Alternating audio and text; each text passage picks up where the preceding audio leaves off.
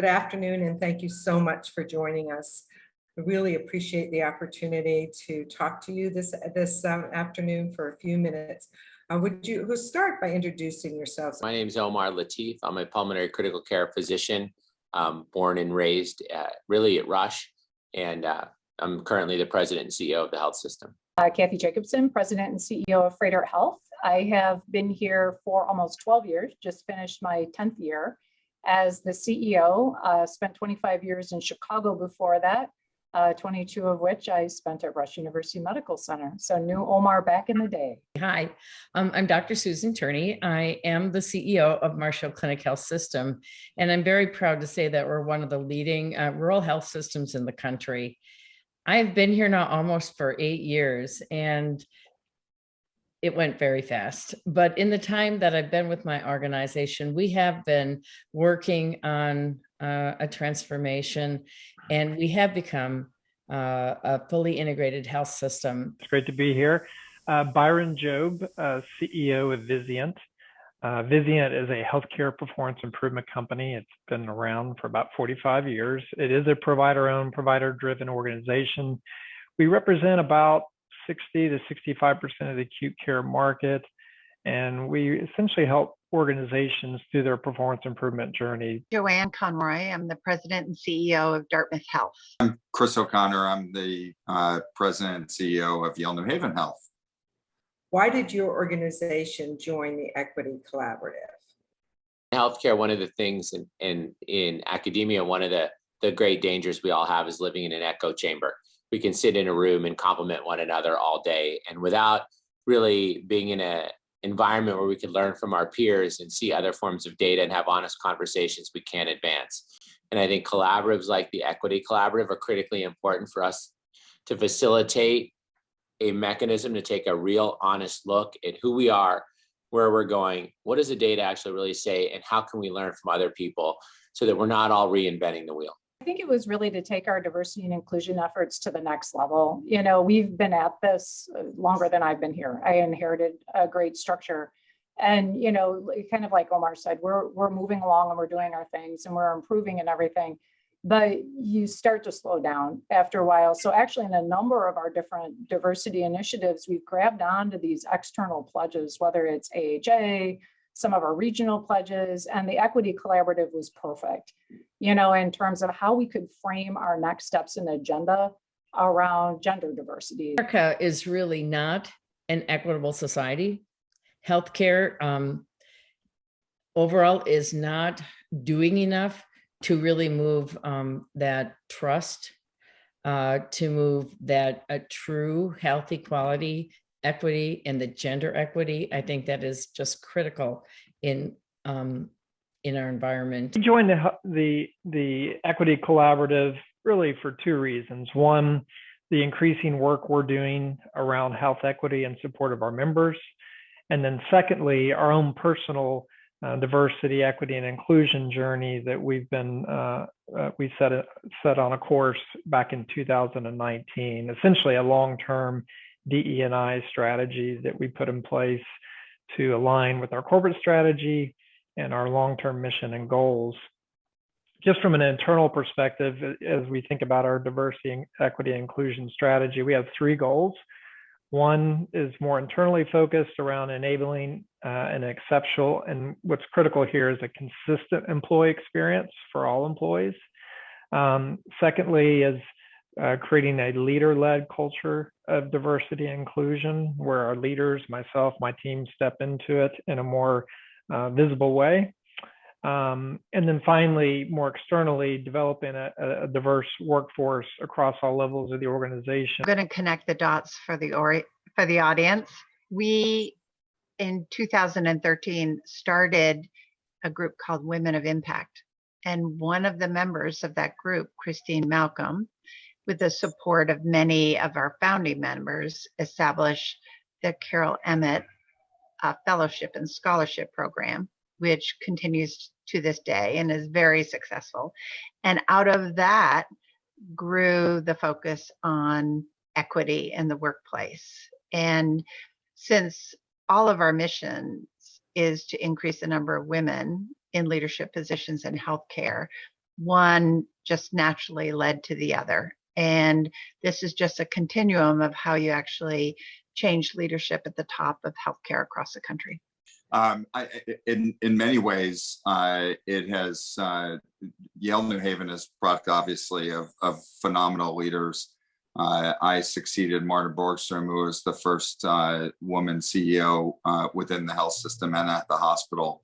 And we had the good fortune of working. I had worked as a colleague with Gail, and I mean that in all sincerity. Her championing this issue, and it's one that, as Joanne said, it's our obligation to promote both women in leadership, but also look at a diversity.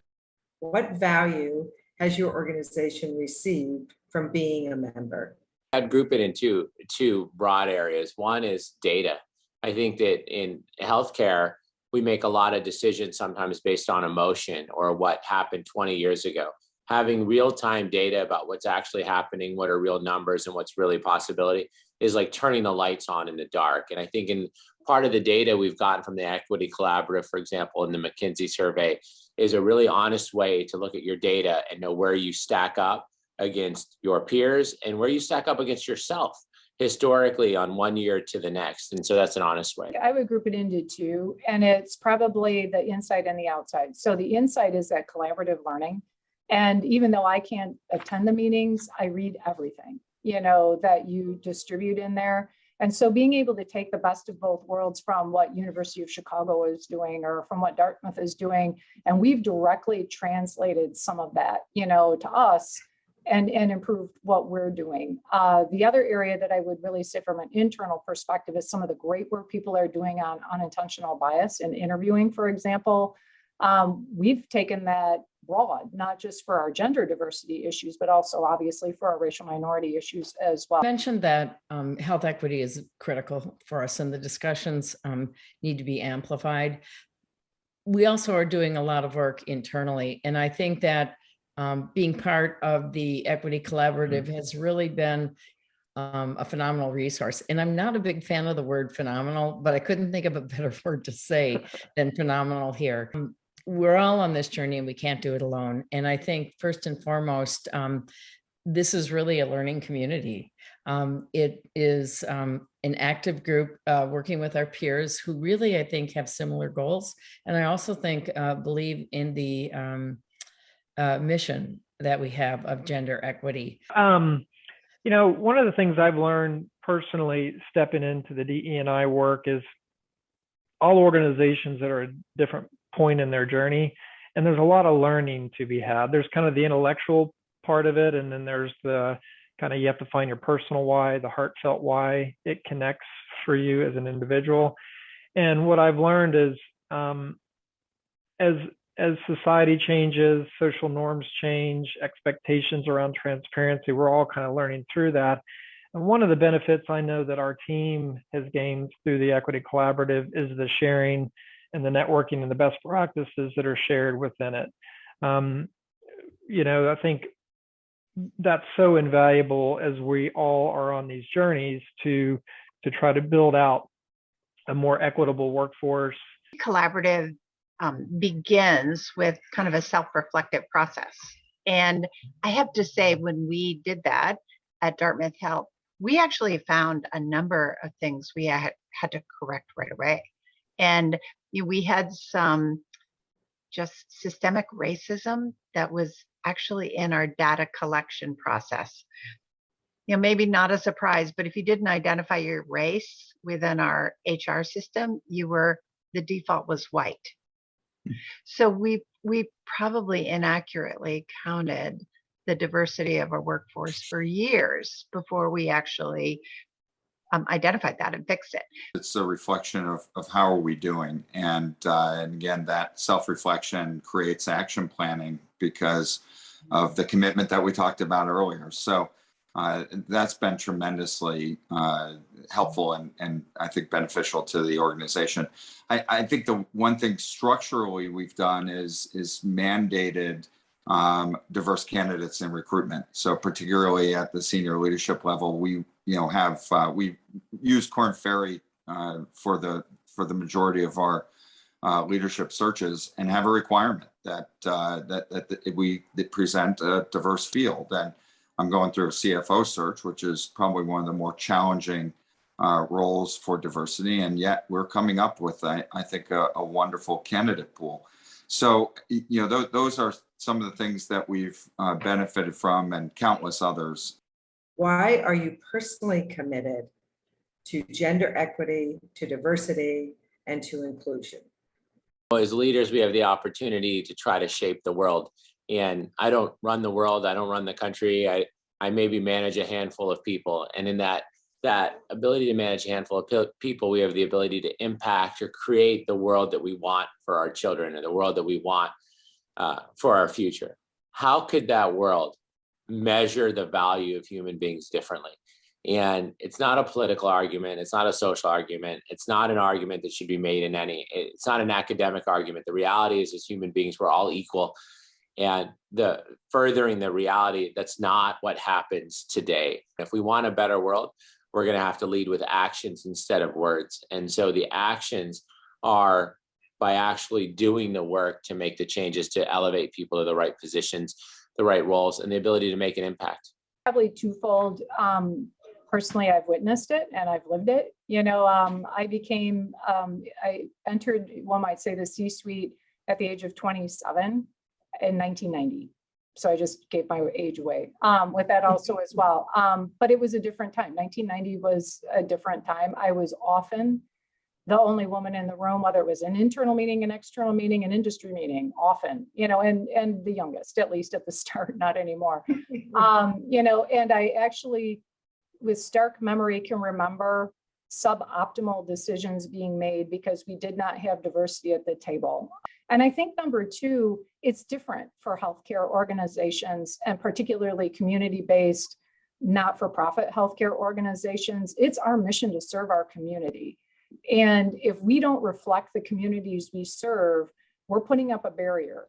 It's the collaborative really is a source for latest research on how to deliver on diversity, gender equity, and inclusion. And it also holds all members accountable, which I think nothing like peer pressure, right?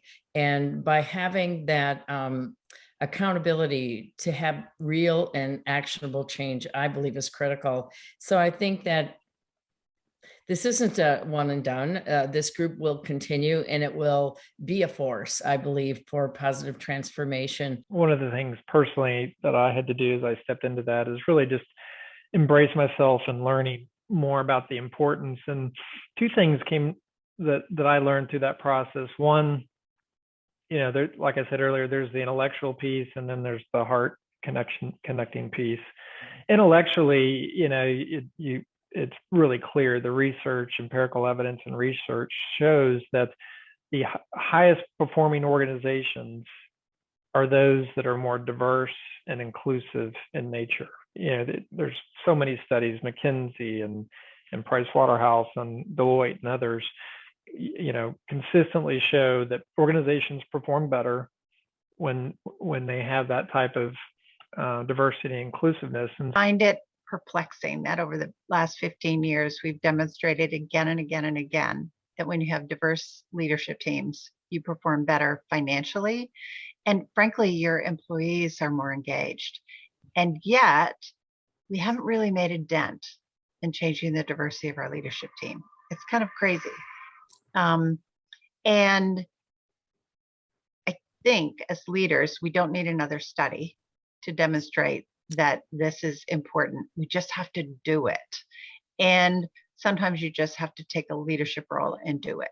And the importance that having the same opportunities and being afforded the same chances that I have been as a white male, I think it is incredibly important. And it's an expectation. It's an expectation that my board has of me and our leadership team. It's an expectation that the community has. And I think it's our jobs, as Joanne said, to be leaders and to do it. Thank you for being such great leaders.